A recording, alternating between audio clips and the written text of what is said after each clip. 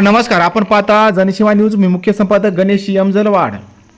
आज दिनांक 12/12/2025 रोजी इस्लापूर येथे एकीकडे बिबट्या हिमायतनगर परिसरामध्ये आपली दहशत निर्माण केली, त्याचनंतर इस्लापूर या परिसरामध्ये आपली दहशत निर्माण केलेली आहे. त्यामुळे या दहशतीमध्ये भयभीत झालेल्या लोकांनी आपली प्रतिक्रिया व्यक्त केलेली आहे. या प्रतिक्रियामध्ये खरोखर अक्षरशः घाम फुटण्या लायकीची प्रतिक्रिया दिलेली आहे महिलांना, जेणेकरून अक्षरशः प्रत्यक्षासमोरासमोर बिबट्या पाहिल्यामुळं माणसाच्या मनामध्ये भीतीचे वातावरण निर्माण झाले. या भीतीचे वातावरण निर्माण झाल्यामुळे खरोखरच वन विभाग, फॉरेस्ट अधिकारी या इस्लापूरला कशा प्रकारे त्याला कैद करणार याकडे लागलेला आहे. त्यामुळे हा बिबट्या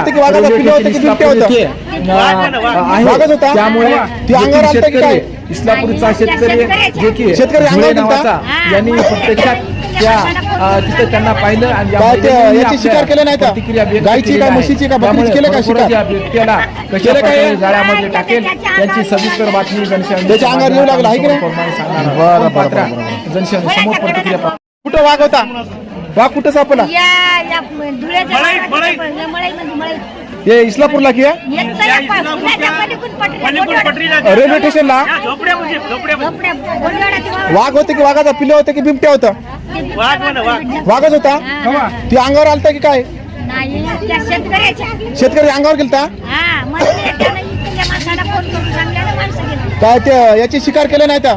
गायची काय म्हशीची का बकरीची केले का शिकार केले काय? त्याच्या अंगावर येऊ लागला आहे की नाही? बरं बरं बरं बरं. बिबट्या हिमायतनगर मध्ये हरण यांची शिकार केली होती आणि त्यानंतर असं ऐकण्यात आले का म्हशीची शिकार केली म्हणून. त्यानंतर एका मुलाचे कपडे फाडले बिबट्यानं. हा बिबट्या वडगाव मार्ग इस्लापूरमध्येही आपली दहशत निर्माण करत आहे. आणि रेल्वे स्टेशन इस्लापूर येथे धुळे असणारा शेतकरी यांना हा बिबट्या दिसल्यामुळे येथील आजूबाजूचे जे शेतकरी आहे हे भयभीत झालेले आहेत.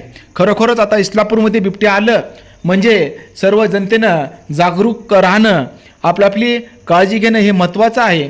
त्यामुळे लोकांनी आणि शेतकऱ्यांनी ह्या बातमीच्या माध्यमातून जागरूकता राहणं ही अत्यंत महत्त्वाची गोष्ट आहे.